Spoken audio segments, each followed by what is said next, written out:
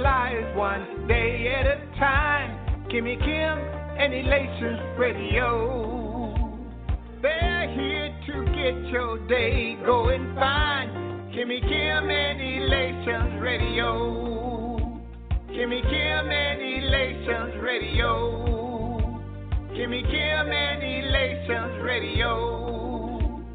And here's your host, Miss Kim Robinson.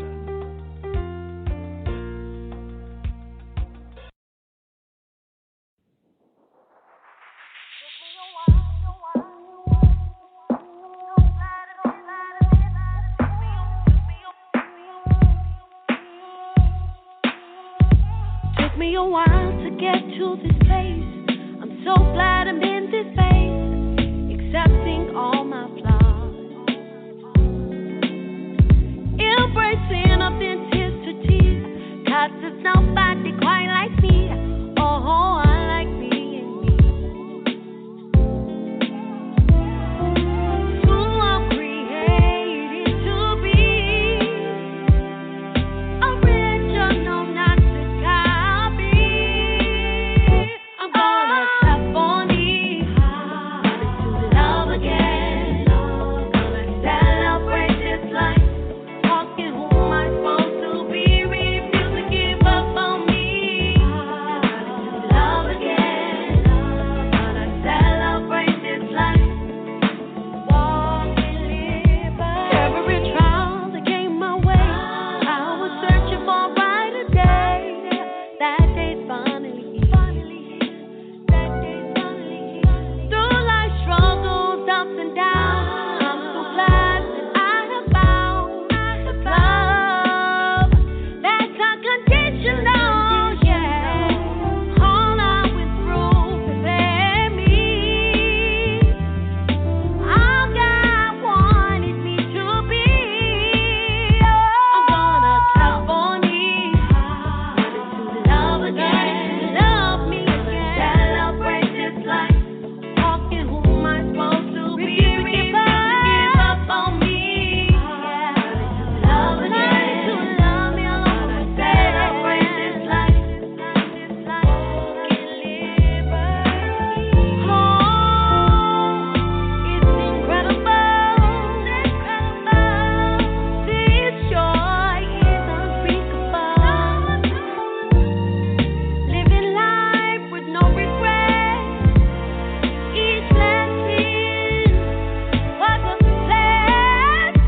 I'm gonna tap on me, love again, celebrate this life, walking who am I supposed to be. Refuse to give up on me. Love again, celebrate this life, walking liberty. I'm gonna clap, clap, clap, learning to love all over again. Celebrate this life. I'm gonna, clap, clap, clap, clap for me. Celebrate this life. Clap for me. Learning to love me over and over again. Yeah. Clap, clap, clap. I'm gonna celebrate me. Celebrate this life. I dream to see. Yeah. Oh yeah. Clap, clap, clap. Gonna celebrate this life. Walking liberty. Gonna give my life.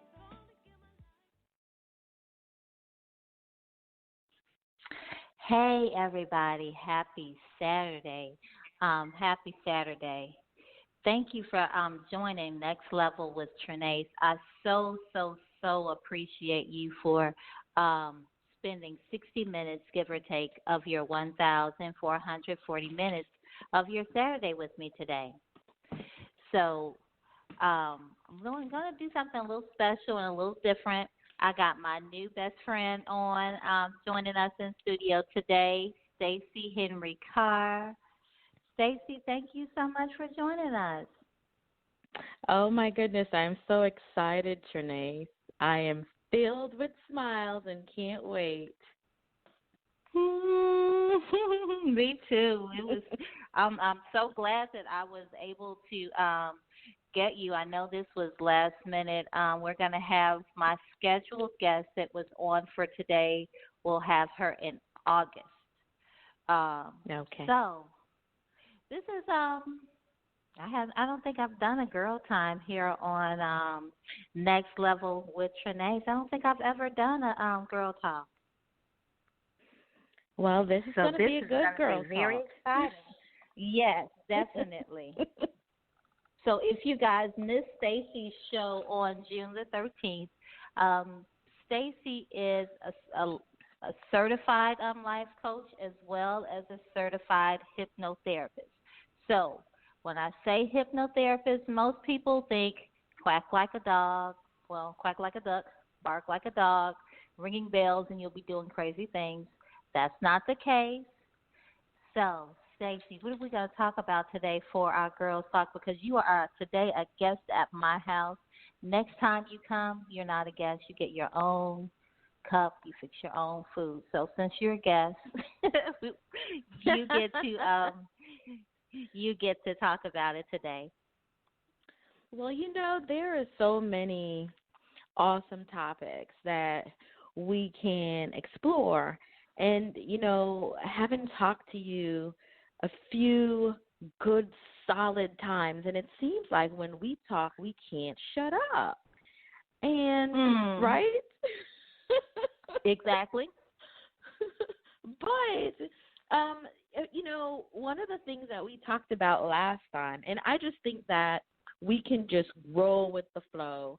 And I think the energy that we put out to each other, will work for the audience, because right now, based on some of the things that we have talked about, we have really touched some deep-rooted places. And I want to talk about today, if you allow me and if you roll with me on this one, the first thing I want to talk about is just how many people are walking around with negative imprints from their childhood that they carry with them into their adult life. And because they never addressed it as a younger person, or sometimes they don't have the resources, they don't have the knowledge, sometimes they don't even know that something is wrong. And so sometimes they're too young and they need their parents or their guardian to help them address it, and that never happened. But we carry all of that baggage into our adult life, and we're walking around not really knowing who we are and what we are, what we're capable of, and the power that we have within us. You know what I'm talking about? Exactly. That's what I'm preparing right now, the masterpiece. But we'll talk about that. Yes. And so what I want to talk about is really encouraging our listeners to don't suppress those feelings. Go find a way to tap into them. Go find a way to let them out. Do the self-awareness and the assessment, and and handle those things, because I'm telling you, you have so much power within, and there's so much shine that you have, that until you really dig deep and work through that stuff, your power and your shine is being dimmed, being dulled. And let me tell you, it affects all walks of your life, relationships, all those people out there talking about, I want a healthy relationship. You can't have no healthy relationship until you're healthy with yourself. That's true. That's definitely true. Yes, that healthy stuff starts within. So I was just thinking, if I could get all my girlfriends and I sit them at a table, well, these days I sit them on Zoom because we can't really sit at a table right now. Exactly. We just had a Zoom. We just had a Zoom last night that started at 7:00 and didn't finish until 1:00 this morning. There it is. Because, people are craving that connection, my sister. We are craving that connection. But we still have to be very careful not to connect like that quite yet, because, we still have a crazy thing called a virus wreaking us havoc. So please be careful out there. I must say that. But if I could get all of my girls and I just put them on a Zoom call, because one of the things that I'm about, Trenace, and I think you have learned this about me in a very short period of time, is I'm going to straighten your crown. I am not going to let that puppy fall off. I'm going to catch it before it hits the ground. And if it's crooked while it's on your head, I'm going to walk up to you. I'm not going to ask you permission. I'm just going to straighten it. And so my thing is, if I could get everyone to just sit them down and I say, listen, you have a lot of expectations for yourself, right? So those are our goals. We put them out there. We have all these lofty goals about life and what we want to accomplish. And then we have very lofty expectations for others, like the spouses or the soon-to-be husband or the boyfriend. We have all these lofty expectations. But most of the times, most of us are running around with a lot of baggage. We are carrying those imprints. We're carrying those themes, as I say in my hypnotherapy world. We're carrying those themes with you, and they are hindering you from really becoming your best self, so that the thing that you're putting out, you can get back. Because whatever energy you put out, you're going to get that back, right? Mhm. So Definitely. do you have, can you think of any scenarios or any situation, don't have to be a big one, where you noticed, whether it be with yourself or somebody else, that something is hindering their growth and they may not even know what it is? They want to know, but they don't know. I wouldn't say that I know that it's something exactly, but I know, like, in behavior, and I can just speak on me.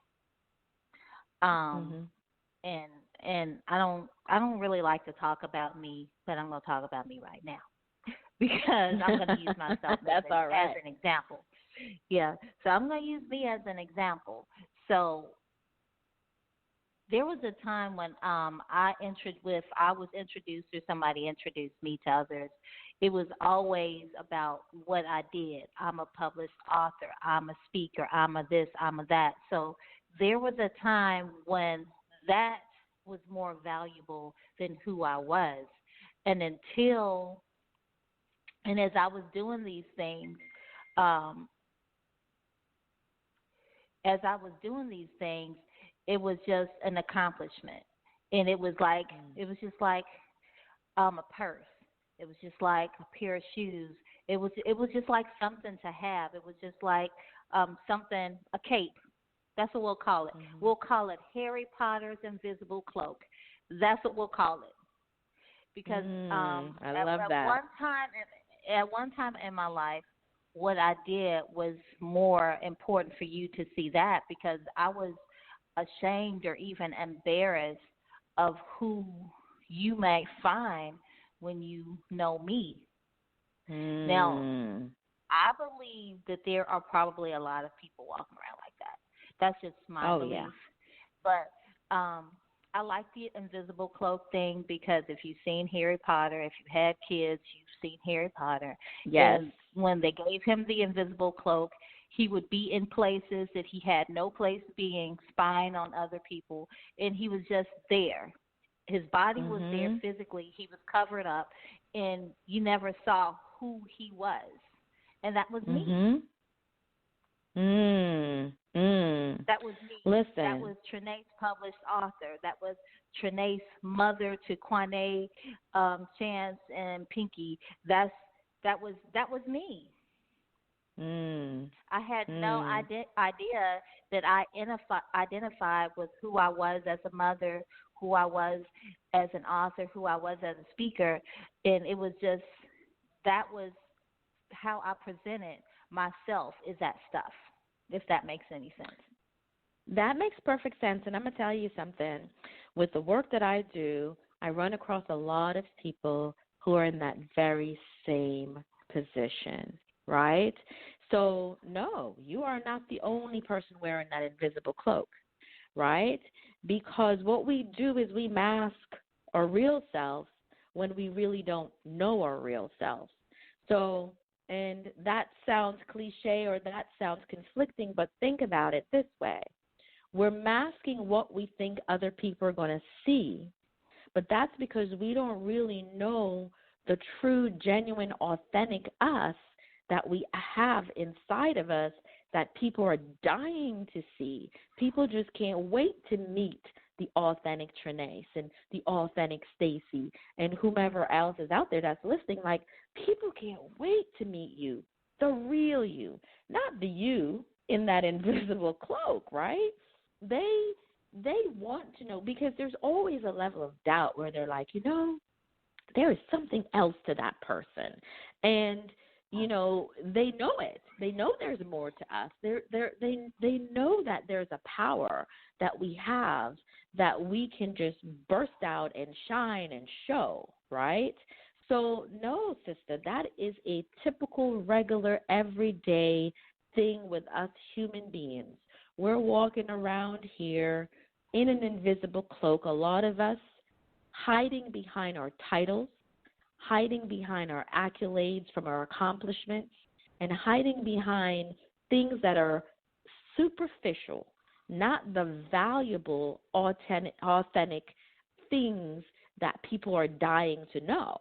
So, yes, that's exactly what that is. But I'm going to say this. Most of the times, it's because of those past imprints that are still dictating people's lives because they've yet to find a way to address them, right? But that's definitely the truth. Yes. But I'm going to say something else about that part, the invisible cloak. It's a matter of what I call allowing yourself to be vulnerable. Because, see, vulnerability, and Trenace, you and I talked about this, and I remember when we were talking about it, I was like, man, other people need to hear this. So I am so happy that I can share this on your forum. The what other people call weakness, I call it just you being vulnerable.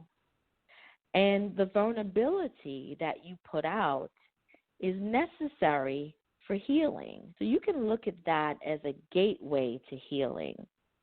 It's a gateway to your healing journey.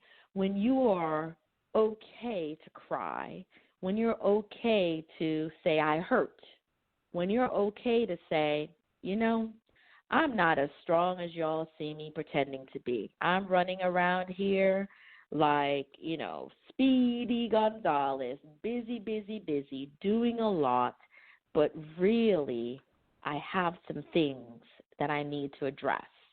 And when you're able to be vulnerable and address those things, then what you're in fact doing is not only are you allowing, healing for you, you are allowing other people the ability to be vulnerable and to heal too, because all of a sudden they're going to be like, well, gosh, if Stacy can do it or if Trenace can let it out, I guess it's not that bad.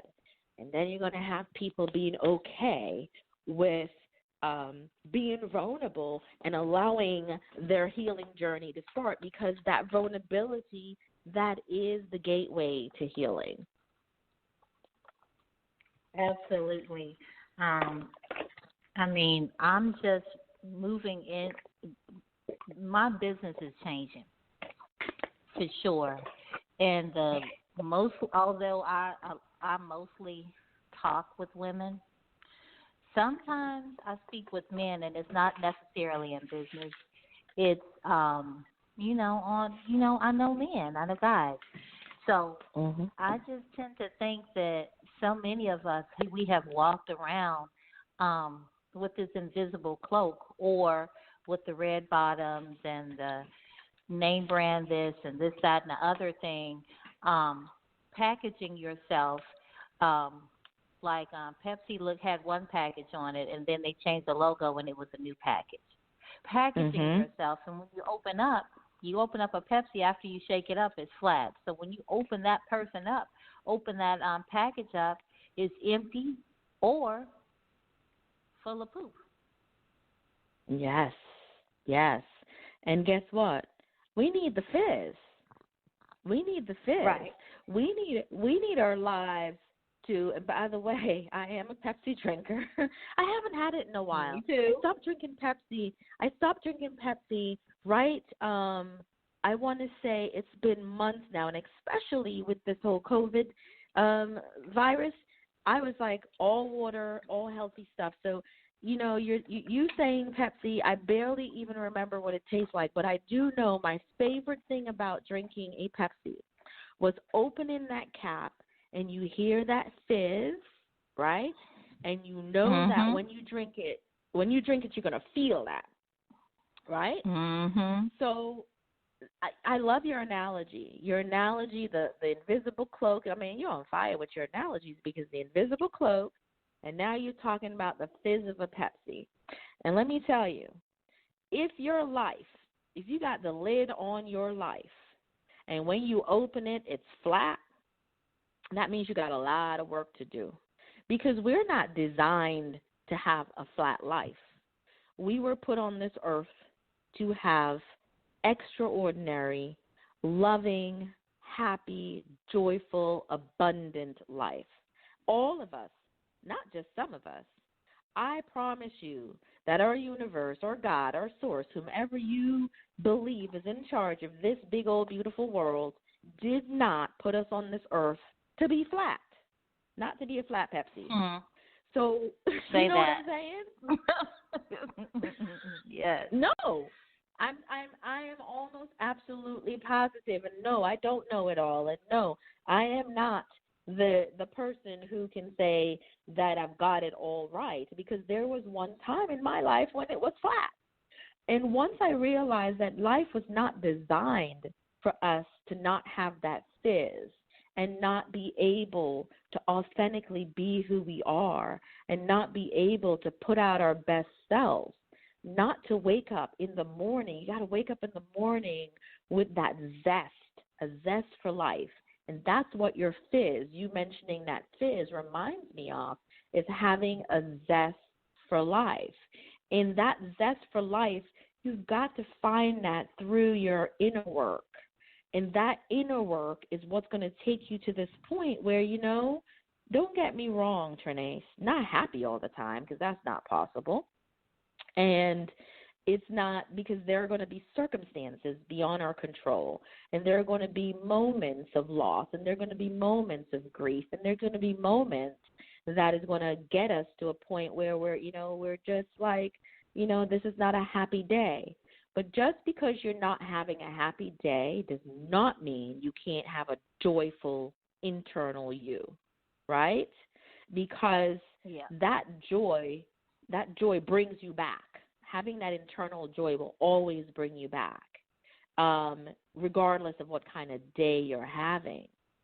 So when I realized that, you're living kind of flat, Stacy, you're living kind of flat. You need to pep it up and step it up a bit and be vulnerable. Allow yourself to speak, to be who you are, to ask for help, to just let it free, so that you can find that zest for life, the real zest, not the one we mask behind our titles and the clothes that we wear and, all of those things. Let me tell you, I no longer need me a designer purse, because my daughter, who's turning 11, she is my designer purse.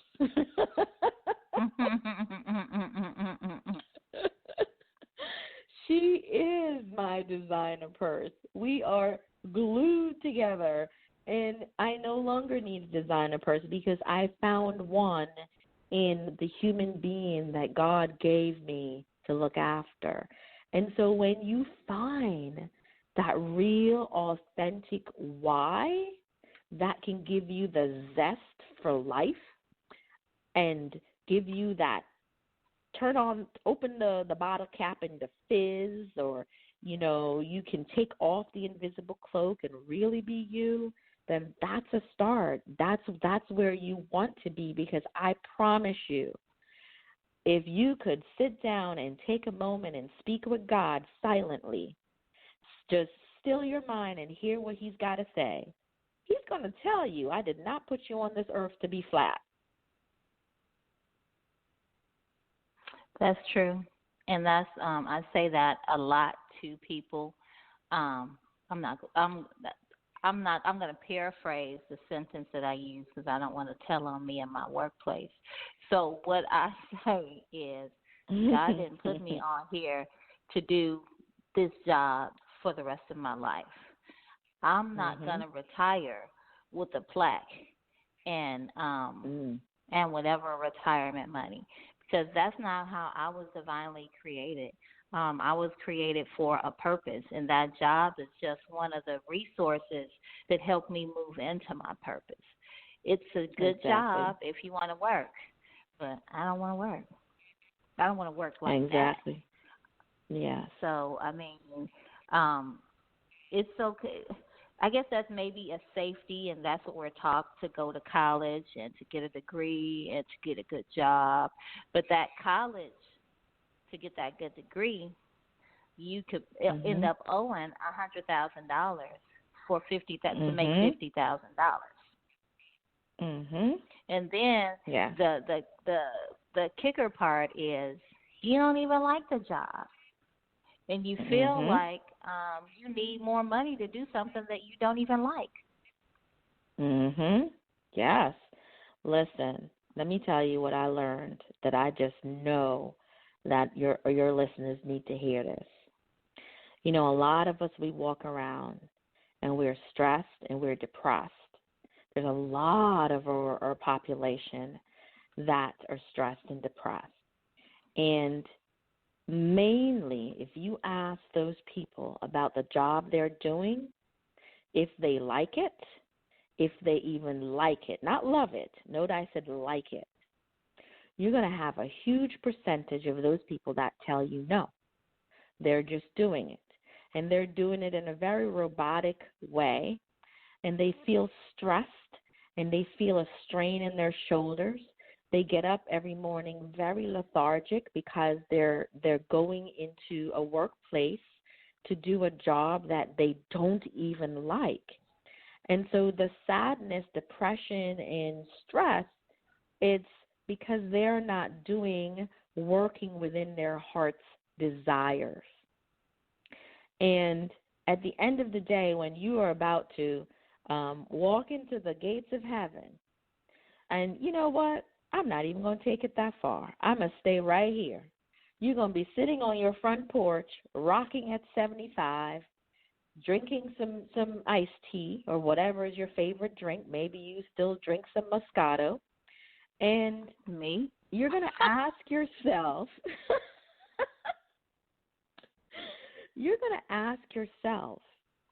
have I been working to my heart's desire? Have I been working my heart's desired, my dream, the thing that I always wanted to do all my life? And if you can say yes, then you can feel like a life well done.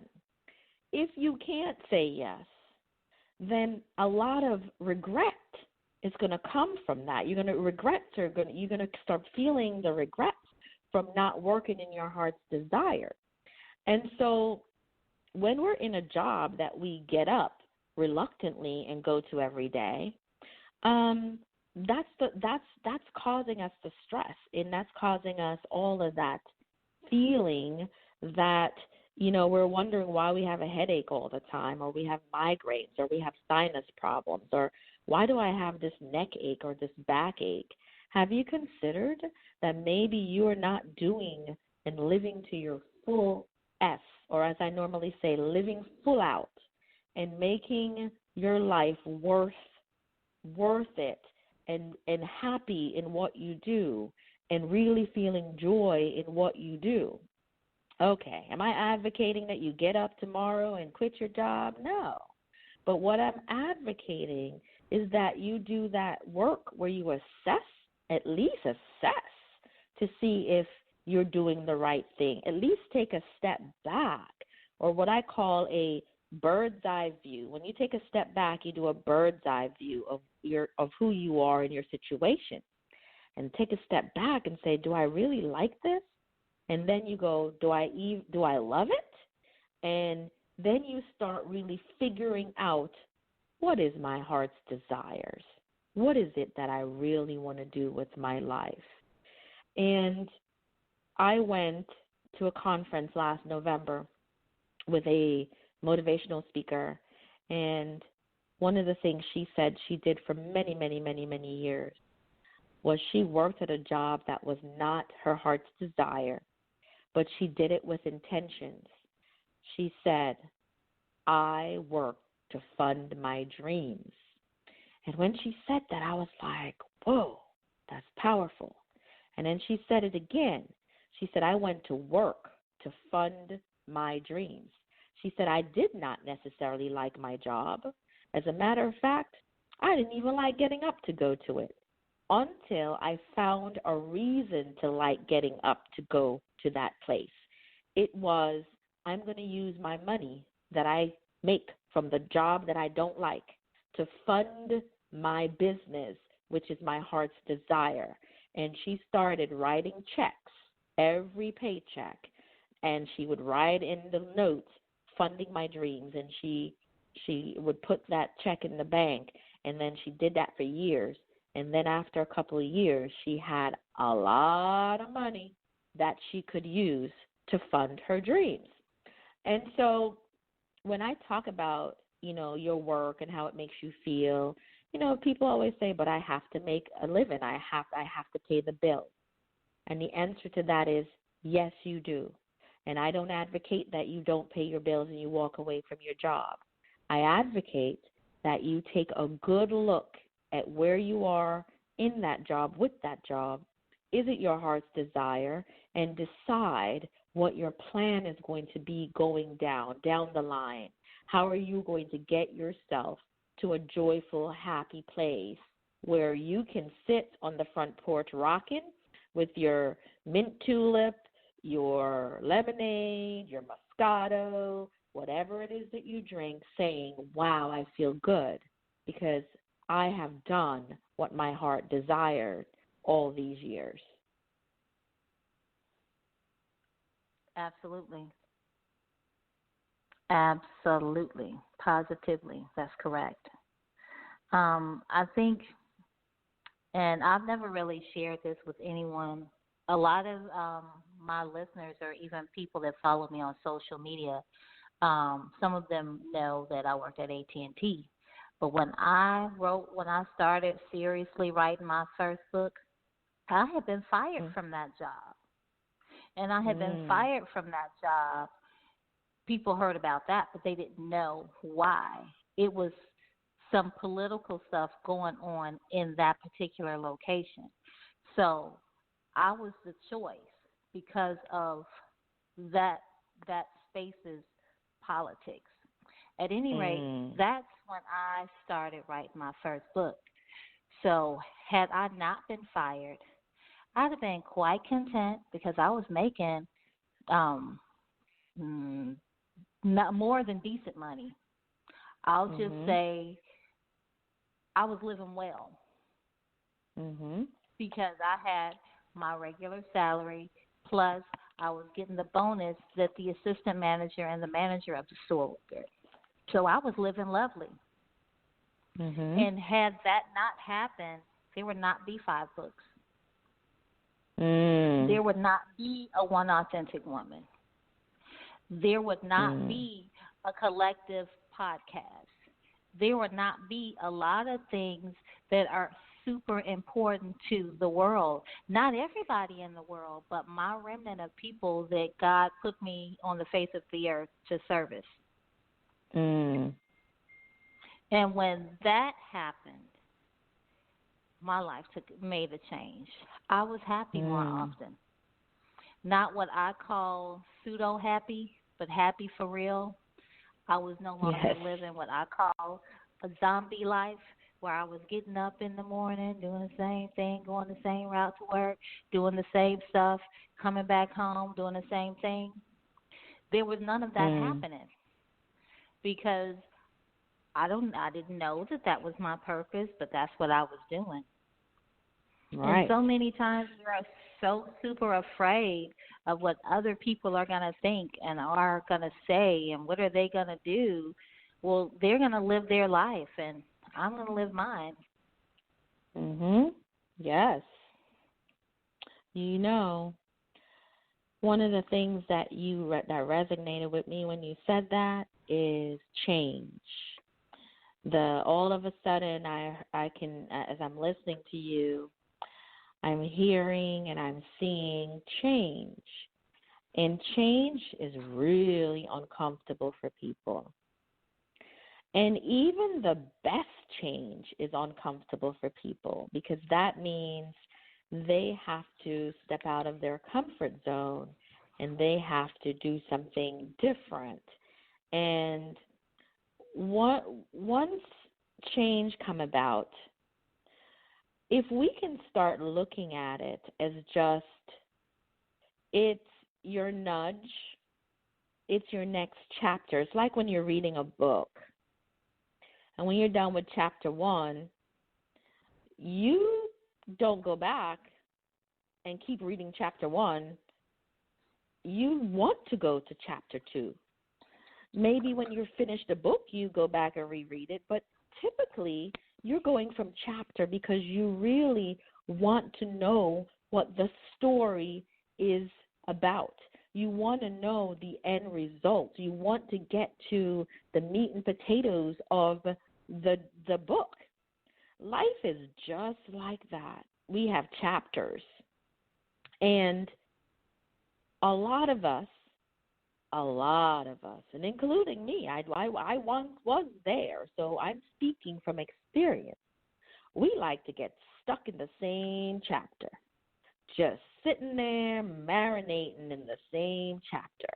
And all of the signs that it's time to write chapter 3 or chapter 4 is just coming up on you, and it's slapping you, and it's showing you, and it's flying around as a bird, and it's pitching on your shoulder as a butterfly, and the rainbow would come, and then the storm came because now we gave you all the pretty signs and you ignore them, right? And let me tell you, the universe, she, whomever she is out there, she's no joke. When she gives you the pretty signs and you don't listen, then the ugly signs come. So when the butterfly came and the bird was singing and the rainbow showed up and you still got stuck on chapter 3, now the thunder came and the lightning came and the storms came and the hurricane came.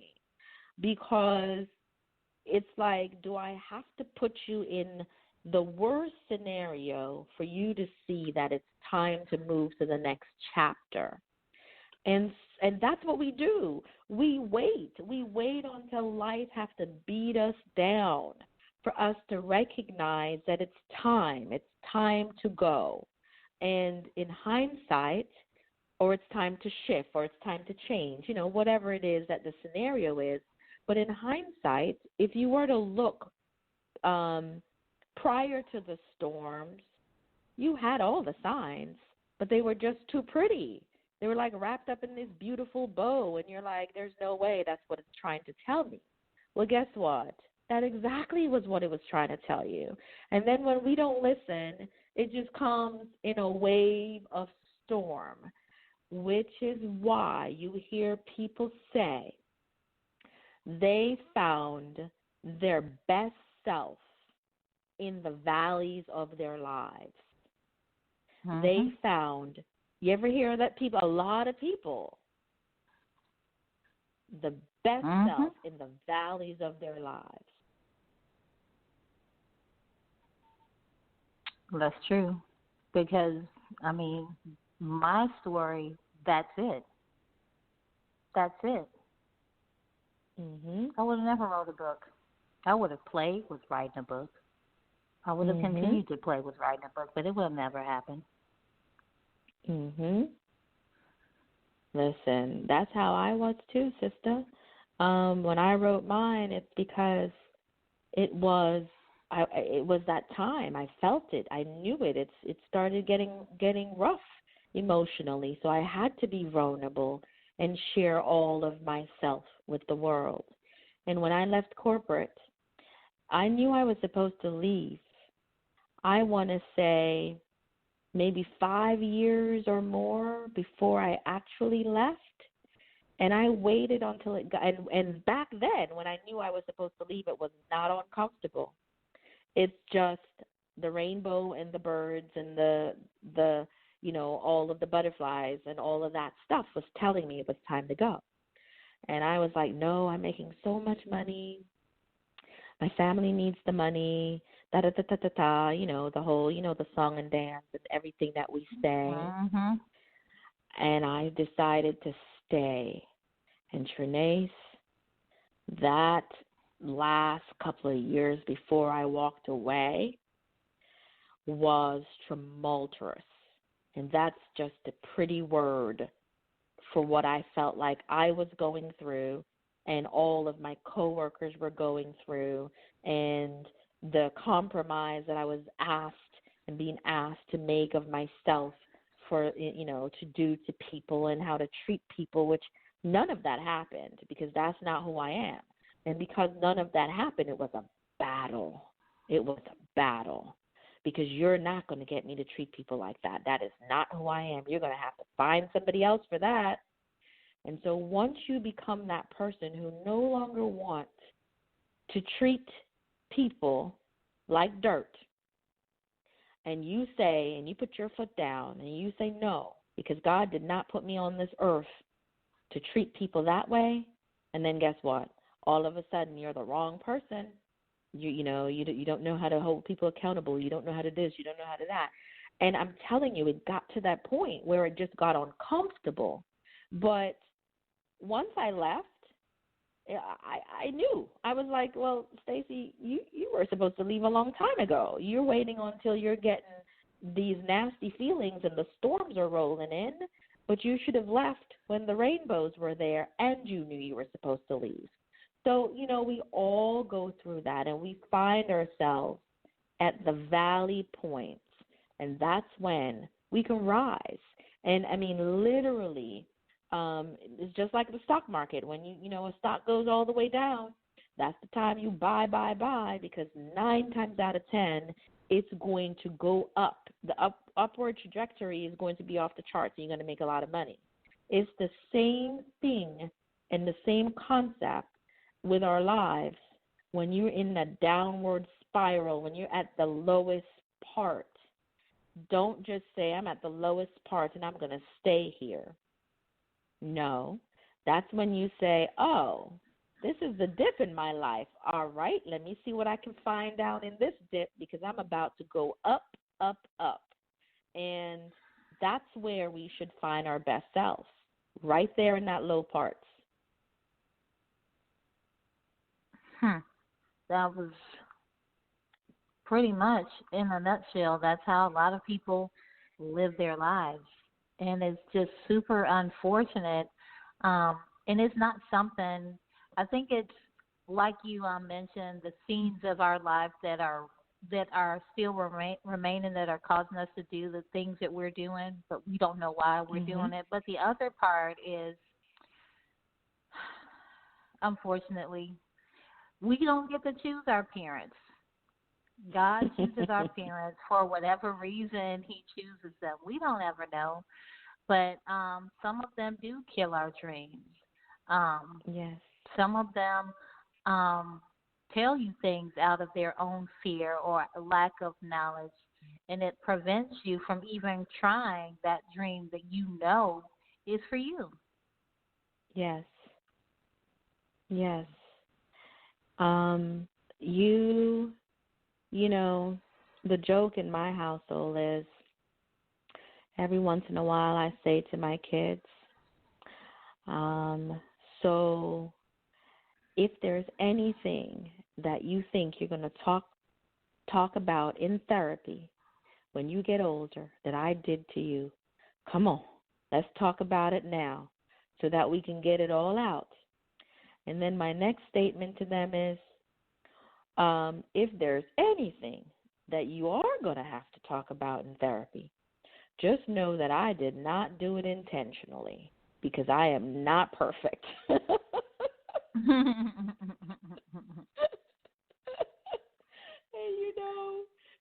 especially my son, because my son, I inherited him. I always say that when he was 5.5 when I got married, and he's now 18. He just graduated high school, and especially my son, he'll just look at me like I'm a nut, like you are crazy. But as light and funny as you hear me saying that right now, I genuinely mean it when I say it. I want them to know that I'm an imperfect being, and imperfect beings make mistakes. And in my position, now you do have some imperfect beings that are just mean, and they treat their kids just the wrong old way for the reasons that only they know. So I'm not trying to discount that they're out there. They're out there, a lot of them. But any of your listeners, if you're a parent and you know that all you do is every once in a while you make a mistake, and that mistake might affect your children negatively, don't wait. Don't wait until, they grow up to let them know that I'm not perfect. Tell them now, listen, I'm not perfect and I make mistakes. And you see that thing that I did the other day? I didn't mean for it to come off that way, or I didn't mean for it to affect you the way that it affected you. And the reason why I think that's important is most of us, when we walk away from a scenario with our children, we know darn well that we were wrong. But most of us, because we're parents and we think that we're the ruler of the universe, we don't want to admit to our children that we were wrong. We don't want to apologize to them. So what do? We let that stuff fester. We say in ourselves and to our head, oh yeah, I'm the parent, that's the child. And we make excuses for that behavior, and we let our poor children walk away, not understanding, scared, just feeling betrayed, feeling unloved. There's a lot of negative emotion that some of what we do cause our children to feel. And there are a lot of us that know after we step away from the scenario that there is room for growth and there's room for apologies, and we don't. And that's unfair to our children. That's unfair to our children. And I'm telling you, if we can really do that as parents, we will create a better generation of the next parenting generation, and we'll cause our children to have to spend a lot less money going to therapy and seeing hypnotherapists like myself. Yeah, that's definitely true. That is so true. But where it's difficult to raise children when you haven't really told the truth to yourself, and you're so embarrassed of the things that you did in error, or the things that you did and didn't know were going to cause any negativity or sometimes calamity. You want your children to look at you. Well, they do. They look at you as a God, because you are to your kids your God, their God, because you are who they see. You are God wrapped in flesh. So to them, you are their favorite superhero. You are their everything. And I think so many times because of that, maybe that's the hero worship that puts us in a position where we want to be mighty forever. We want to be right forever.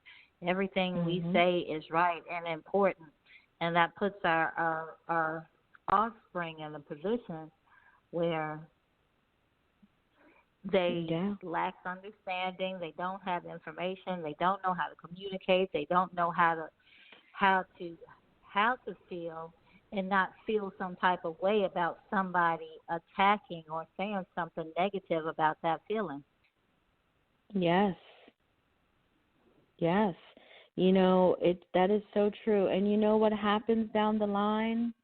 The hero then becomes the villain, or the hero, because what happens is once as a child, once you grow up and you start being able to see things your way, all of a sudden you're disappointed by your hero. All of a sudden you're just like, wow, so that's what they really did? Because now you're at an age where you can wrap your mind around it and you can understand it better, But people will do better if they can do better. Now, dig this. You notice I didn't say if they know better. Right? You notice I didn't say that. Oh, because I don't believe that people always do better when they know better. I don't. I don't either. No, I think sometimes they know better, and there's a lot of other stuff that's preventing them from doing the better, and they don't do it. So, I used to say, you know better, you do better. Nope, as I grow to be an adult and I've seen some things and heard some stories, I realize that is not the case. People do better if they can do better.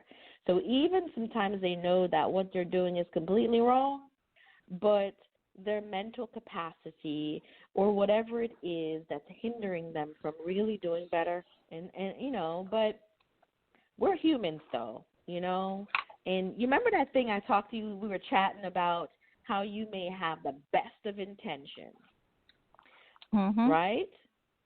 So right. I'm going to tell your listeners. So, you may come off and you may have the best of intentions. So, let's say we're talking as a parent now. So as a parent, you have the best of intentions and you just want to be the most perfect, and your intentions are all laid out, and you come full force with them. You come full force with those intentions to be the best. You come full force with being the perfect parent, being the perfect wife, being the perfect husband, whatever, right? And guess what? That's not possible. Why isn't it possible, Trenace? Because perfection is not possible. There you go, sister. Because we're not perfect, and perfection is not possible. And we have got to cut ourselves some slack. We have to give ourselves a break. We have to stop being so hard on ourselves, because perfection is not possible. Like I told you earlier, Trenace, when we were talking about this, the only perfect thing I see is when I look out into the universe and I look out into the world and I see nature and I see the things that just look so darn perfect, like, wow, something actually made that. And you know what else I told you that I really want to share with your listeners, because a lot of us don't think this way of ourselves. God, whomever you worship, made us perfect. Listen to this, and I know, the Bible says perfect in his own image. Perfect. And if you look in the mirror every morning, as an adult, you don't see perfection because you've been tainted by all of the things that you've gone through your life. But when we were born as a baby, we were so darn perfect. We did all sorts of stuff as a baby, and we didn't even care. Walking around with a big bulky Pampers, walking around with no shirt, you just and smiling and loving life, and people are just loving us, and we were perfect. until life started taking a toll on us, right? And that changed the way we, and that changed the way we viewed ourselves. That changed the way we viewed ourselves. But the problem here is we've got to cut ourselves some slack because none of us are perfect. And all that checkbox perfection that we're looking for, something is going to throw a monkey wrench in that. It always does. So we have to learn how to give ourselves room for that. Give ourselves space for grace. Yes. Absolutely. Absolutely. I want to share how I do that because I enjoy the heck out of doing it, and I want to share with your audience. I celebrate myself. It's that simple. That simple. Yeah. It is simple, but when we're taught, don't think more than you are. Don't think more of yourself than you are. It's as if you don't deserve to celebrate yourself. Exactly. Or you should have gotten a better grade because you're smarter than that. You should have done this. Everybody's expectation is you should have. They don't congratulate you for what you've done. Yeah. So it makes it difficult for you to say, "Man, I did that." I almost said the other word, but yeah, I did that. I did that. Mhm. Yes. I hear you. I hear you catching yourself. Listen, I know we're having a girlfriend talk, but it's not just me and you, sister. So we have 4 minutes left. What would be your 3 takeaways, Stacey Henry Carr, certified life coach and certified hypnotherapist? What will be your 3 takeaways from today's Girl Talk? Listen, our Girl Talk was so intense that I want to give your audience something to walk away fun. Listen, celebrate yourself, guys. Even with the negative chatter, celebrate yourself. And the best way you can do that is to find time, even 15 minutes a day. And if you don't have 15, give yourself 5, to be still, to enjoy you, and to just listen to your thoughts. We call that meditation. But a lot of people think they can't meditate. So just sit still and listen to your thoughts. So that's one way of celebrating yourself. The next way of celebrating yourself is to set boundaries. Set boundaries for yourself. Teach people how to treat you. Make sure people know that you're not going to accept what you will accept and what you won't accept. And the energy you put out is the energy you will get. And let me tell you what my last one is. Learn how to dance and sing and laugh like nobody is watching. You know, the way you do when you're driving the car or the way you do in the shower where you're all off key. Do that often. Right. That will, you know what I'm talking about? Right, the way I was dancing in the kitchen and the dog came out and looked at me. Yes. Oh, my kids think I'm ridiculously crazy because I do that a lot in the kitchen. The kitchen is my dance floor. So do that, guys. Celebrate yourself. And don't tell yourself you have nothing to celebrate. Celebrate yourself because God gave you life and you're breathing. So that's it for Girl Talk today. Thank you, Stacey, for joining me in a pinch. Because I was certainly in a pinch. I really kind of didn't know what I was going to do. But thank you, ma'am, for being there. And I want to thank everybody else for rocking it with us this afternoon and eavesdropping on kind of how me and Stacey talk among each other. Be safe. Cover your mouth when you cough and you sneeze. The ultimate act of self-love is to stay in the house. Join me next Saturday on Next Level with Trenace. I love you. Be authentic. And see you all next week. Have a good day.